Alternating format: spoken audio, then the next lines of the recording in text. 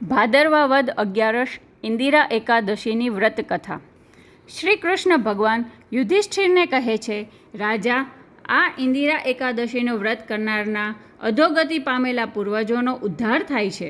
એને સાંભળવાથી વાજપેયી યજ્ઞનું ફળ મળે છે. સંસારના વિવિધ તાપથી પીડાતા મનુષ્યોને શાંતિ અને સંતોષ થાય છે. પૂર્વે સતયુગમાં મહિષ્મતી નામની નગરીમાં ઇન્દ્રસેન નામે મહાપ્રતાપી અને યશસ્વી રાજા રાજ કરતો હતો.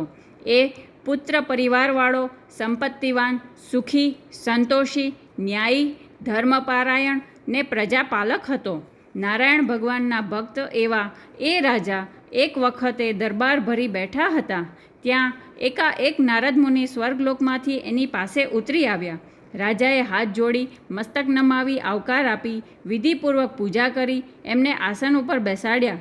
નારદ મુનિએ એની આગતા સ્વાગતા અને વિનય વિવેકથી પ્રસન્ન થઈ એને પૂછ્યું, હે રાજા, તું તેમજ તારી પ્રજા સર્વ વાતે સુખી છો ને?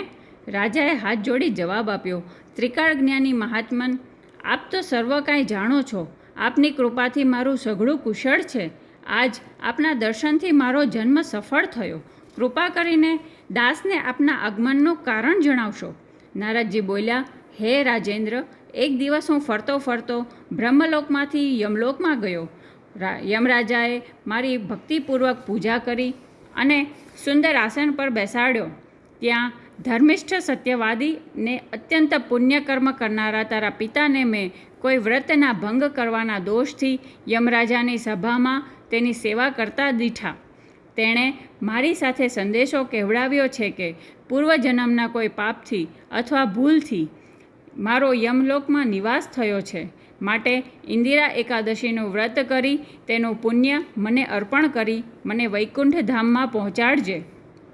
એટલે રાજા ઇન્દ્રસેને નારદ મુનિને એ વ્રત કરવાનો વિધિ પૂછ્યો.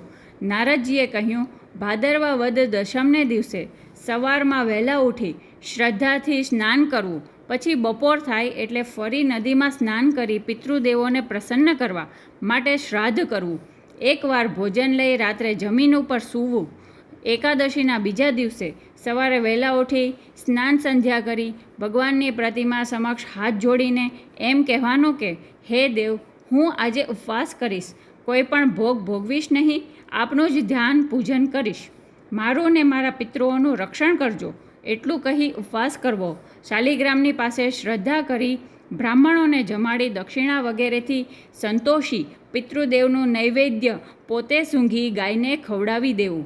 પછી ચંદન, પુષ્પ વગેરેથી ભગવાનનું પૂજન કરી બ્રાહ્મણોને જમાડી સગા સંબંધીઓ સાથે ભોજન લેવું. આટલું કહી નારદ મુનિ અંતર ધ્યાન થઈ ગયા.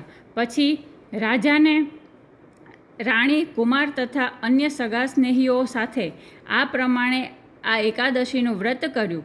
આકાશમાંથી પુષ્પવૃષ્ટિ થઈ. એ રાજાના પિતા ગરુડ ઉપર બેસી સ્વર્ગમાં ગયા. ઇન્દ્રસેન રાજા આનંદ પામ્યો. આ લોકના સઘળા સુખો ભોગવી એ પણ અંતે વૈકુંઠવાસી થયો. બ્રહ્મ વૈવર્ત પુરાણમાં આ એકાદશીનું મહાત્મ્ય આલેખેલું છે.